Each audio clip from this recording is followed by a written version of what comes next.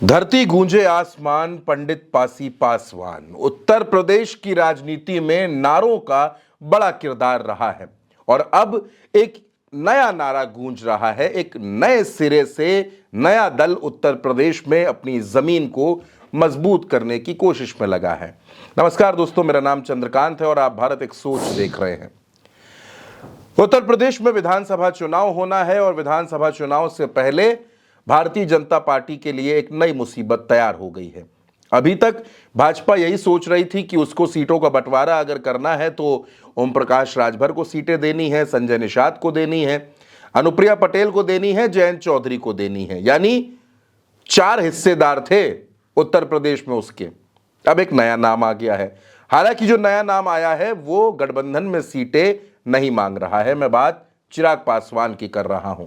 नरेंद्र मोदी की सरकार में मंत्री हैं और लोक जनशक्ति पार्टी रामविलास के राष्ट्रीय अध्यक्ष चिराग पासवान लखनऊ आए थे। लखनऊ में उन्होंने एलजेपी उत्तर प्रदेश यूनिट की बैठक की। बैठक के बाद उनकी पार्टी ने ऐलान कर दिया कि उत्तर प्रदेश में सभी 403 सीटों पर एलजेपीआर अपने कैंडिडेट उतारेगी, वो चुनाव में उतरेगी। यानी उत्तर प्रदेश में चुनाव लड़ने के इच्छुक नेताओं के लिए एक और ऑप्शन तैयार हो गया है। अगर सपा बसपा कांग्रेस भाजपा में बात न बने तो वो एलजेपीआर में अपनी दावेदारी कर सकते हैं। सवाल यह है कि भारतीय जनता पार्टी के साथ चिराग पासवान गठबंधन में है, बिहार में भी और केंद्र में भी। ऐसे में क्या उत्तर प्रदेश में चिराग पासवान आकर गठबंधन से सीटें ले लेंगे? और अगर गठबंधन से सीटें नहीं मिली तो क्या वो 403 सीटों पर प्रत्याशी उतारकर भारतीय जनता पार्टी का नुकसान करेंगे? यहां पर इस खबर को 2 तरीकों से समझने की कोशिश कीजिए। पहली, चिराग पासवान अगर 403 सीटों पर प्रत्याशी उतारेंगे तो इससे भाजपा का फायदा है या फिर नुकसान है। यह चिराग पासवान की बगावत की तरह देखी जाए या फिर यह माना जाए कि चिराग पासवान को भारतीय जनता पार्टी ने ही उत्तर प्रदेश में भेजा है। क्यों? इसके पीछे की वजह को समझने की कोशिश कीजिए। दोस्तों, 2024 के लोकसभा चुनाव में उत्तर प्रदेश में जो दलित वोटर्स थे वो बड़ी तादाद में इंडिया गठबंधन के साथ चले गए, यानी कांग्रेस और समाजवादी पार्टी के साथ चले गए। इसी का नतीजा हुआ कि उत्तर प्रदेश में समाजवादी पार्टी 37 सीटें जीत गई और कांग्रेस भी 6 सांसद जीत गई। मैं किसी लाग लपेट की बात नहीं करता, जो राजनीतिक धरातल पर नजर आता है वही आपको बता रहा हूं। भारतीय जनता पार्टी को लग रहा है कि दलित समाज भाजपा से दूरी बना रहा है।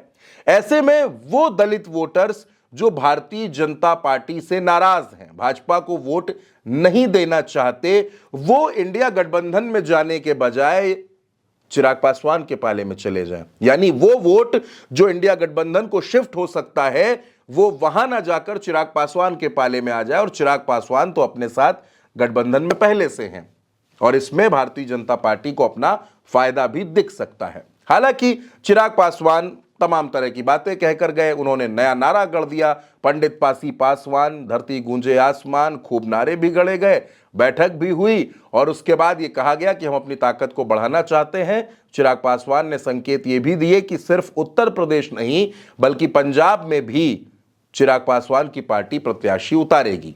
अब दोस्तों, उत्तर प्रदेश में जो दलित वोटर्स हैं वो 21% के आसपास हैं। जब जनगणना के जातिगत जनगणना के आंकड़े आ जाएंगे उसके बाद ये आंकड़े भी बदलेंगे, क्योंकि अभी आपसे कोई भी पत्रकार, कोई भी राजनीतिक विश्लेषक बात करता है तो वो 2011 की जनगणना के आधार पर ही बात कर रहा है।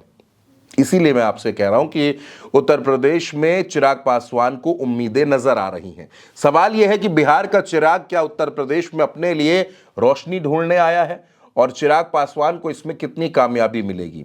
दोस्तों, आज की तारीख में अगर आप देखें तो उत्तर प्रदेश में चिराग पासवान का कोई बहुत बड़ा संगठन नहीं है। अपनी पार्टी के जो इकलौते चेहरे हैं वो चिराग पासवान है। जाहिर सी बात है कि चिराग पासवान अगर यहां पर प्रत्याशी उतारेंगे तो उनको यहां पर मेहनत करनी पड़ेगी, रैलियां करनी पड़ेंगी, सभाएं करनी पड़ेंगी अपने प्रत्याशियों को जिताने के लिए। और सबसे बड़ा चैलेंज उत्तर प्रदेश में अपने पांव जमाने का है। आप ये मत सोचिए कि चिराग पासवान को 403 कैंडिडेट ढूंढने में मुश्किल आने वाली है। आज की तारीख में विधायक बनने के सपने बहुत बड़े हो चुके हैं। बहुत से लोग चुनाव लड़ना चाहते हैं। भारतीय जनता पार्टी में तो कुछ सीटें ऐसी हैं जहां 20-20 दावेदार टिकट मांग रहे हैं। समाजवादी पार्टी में भी यही हालात बने हुए हैं।